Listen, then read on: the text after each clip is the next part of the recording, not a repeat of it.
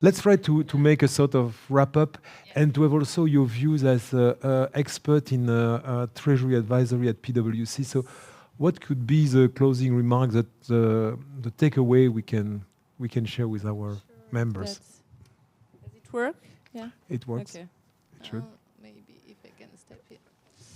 Yeah. So I will. It works.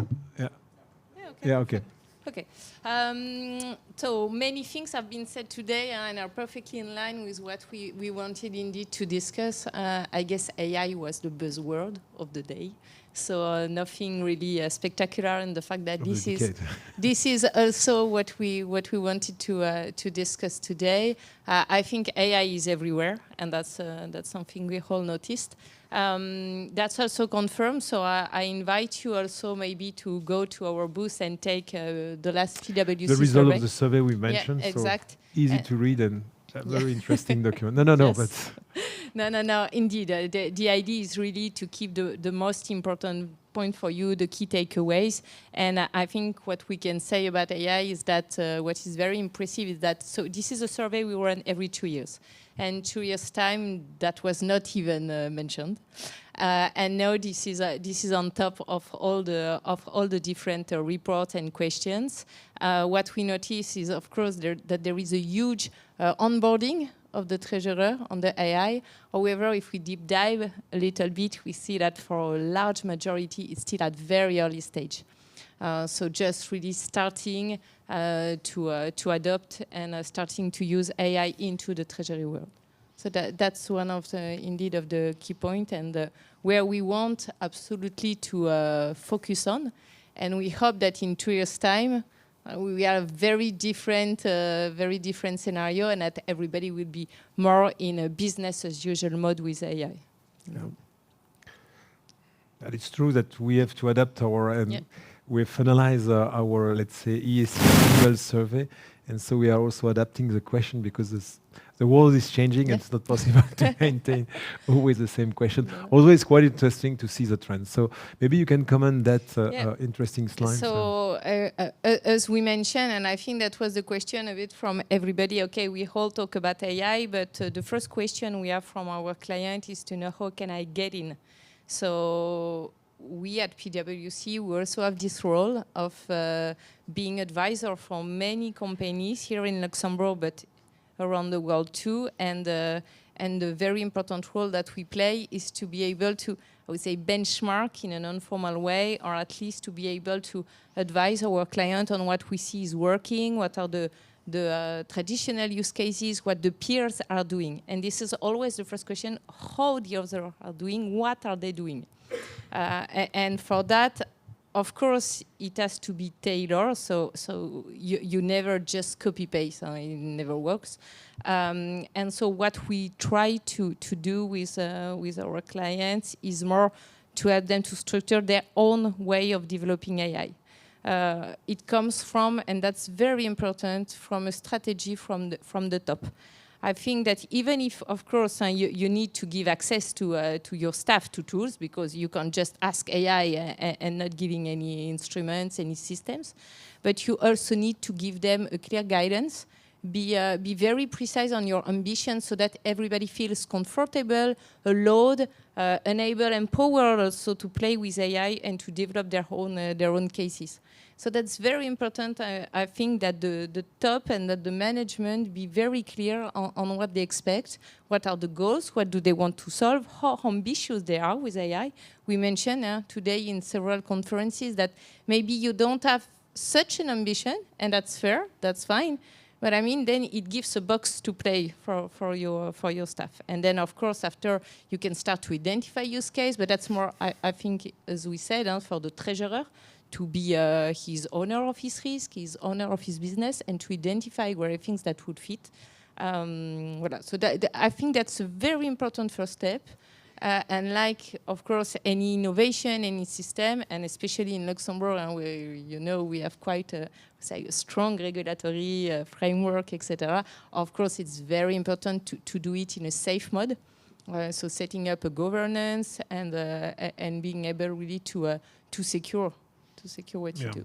No, you're right. It's important for some other stakeholders, like the funds, the regulated funds, because if they're supervised by CSF in Luxembourg or other, let's say, supranational, let's say, supervisors, it's quite important to make sure that you remain compliant. So, but do you think that Luxembourg, it's compared to other countries and given our specific ecosystem, on good tracks to let's say, onboard and adopt the technologies? I have the impression that some of the industries or financial industries are a bit behind. I can't say if we're behind in the sense, so I don't know where are really the leaders. So it's a bit difficult. I agree with you that everybody is a bit looking for his way in a single mode, and that's, as I mentioned, that's what makes the delay. However, I think also the agility and the global context in Luxembourg help also. I mean, the size, the fact that here people usually have the ownership on their activity, maybe less be under the headquarters scope, etc. So have also, I mean, this agility and this flexibility to have a more innovative idea. And as you know, there are also, of course, the different incentives. So we talked several times about the investment tax credit that the minister and that the Luxembourg state has implemented 2 years ago, which is an investment tax credit of 18% to support the digital transformation, which is a huge incentive. So yeah, I think there are, I would say, many drivers that can help.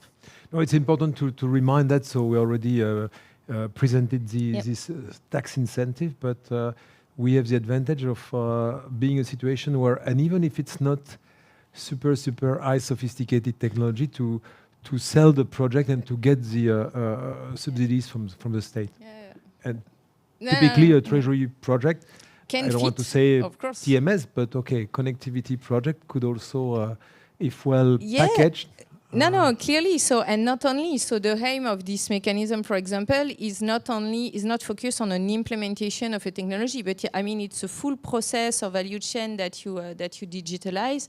And I think that's also one of the goals of the AI is not to be fixed on the automation of a process or use case. So we really have to get rid of that. And we were talking today about agent. I think to have a much more global vision of what AI and not fall into the track of the RPA. I mean, just automating a piece or replicating something that you can do in a digital way. And we can go much further thanks to agent, etc., being able really to hone the activity, I mean, to go much further into what technology can do. And for that, Luxembourg is really trying to push.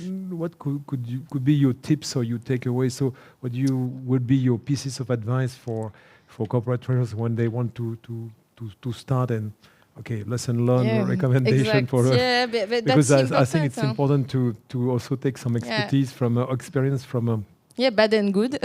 Exactly. So because but some are pioneers. So I guess of course it's not easy when you start first. But no, but first, as I said, it's clear to have a clear roadmap. So to say what you want to do, how you want to do it, is that everybody feels safe and not having fear of doing data leakage, etc. Then very important, we mentioned it, and that was also mentioned in the SAP and Intensum presentation. Yeah, indeed, that the data is very important. For that, we see more and more clients that are really implementing data lake, data warehouse, and working on that. So this is a trend. So this is not anymore, I think, something we have to pitch. Clients more coordinated approach. Exactly. So creating this intermediary layer or foundation layer between all the systems to have this golden source even at group level. And also even more ambitious, some are making monetizing it, so developing a service around that, etc., even when it's not the core business. So I think that it's not something we have to preach anymore. This is well understood by the market. This is on the road. Yeah, exact. And that is very important because with AI, of course, you can imagine the purpose is also to deal with volumes of data, metadata, etc. So if you have to challenge and check everything that is produced out of AI, and it doesn't make any sense. So you really have to be sure of what is coming in. Oh, interesting. I don't know if you have further slides. So, but No. no. But just to conclude, so what could be the tips and pieces of advice? So you say maybe to discuss more globally with the CFO, the C-level, to try to integrate your treasury project within the finance or more, let's say, global project. I have the impression we are still far from exchanging with the CIO and with the CFOs, and so a lot of projects are still siloed. Where I think it's time to be more cross. No, indeed, you can departments. benefit. So we were talking about SAP, for example, when you have a new ERP implementation, etc. It's very important that Treasury claim and be involved into those projects and see how they can benefit also from that. So we are much broader than accounting, than finance, but it is also, I mean, the role and responsibility for the treasurer not to be shame or yeah, exactly, and really seeing what it can leverage on those technologies. So that's very important because, as you know, indeed the treasurer is sometimes something misunderstood into the finance and less driven by regulation. So regulation coming first, etc. Time for you to have a pure business case and to make it validate. That's even more difficult. So that's why we preach for and we pitch a lot for the 18% ITC, etc. So all that can help and make the TCO better is given. No, I think that at least it has been highlighted. So the role into the M&A operations, be closer to the operation procurement, but also the operation, because we can really create value when it comes to payment. We were talking about stable coins.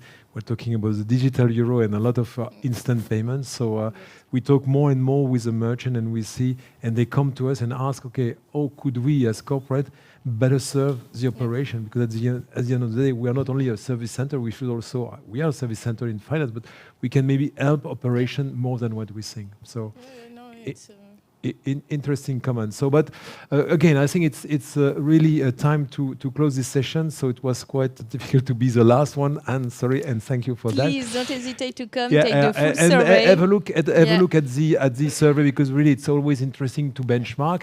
And again, I wanted before closing to thank all our sponsors. I don't want to name them all, but I think it's quite important to thank them, because everything is possible with the support of our sponsors. And by the way, I would like to leave with this information you can see on the screen. So the last conference of the year, the winter conference with the Treasury Award, will be on the 9th of December around 5:36, if I'm correct, at Bill, with Invesco, Bill, and Como Digital live. So feel free to register.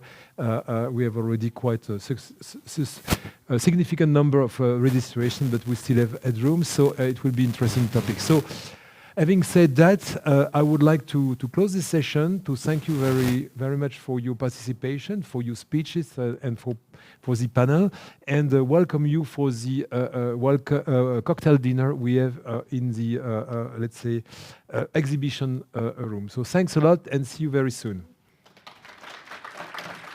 Merci.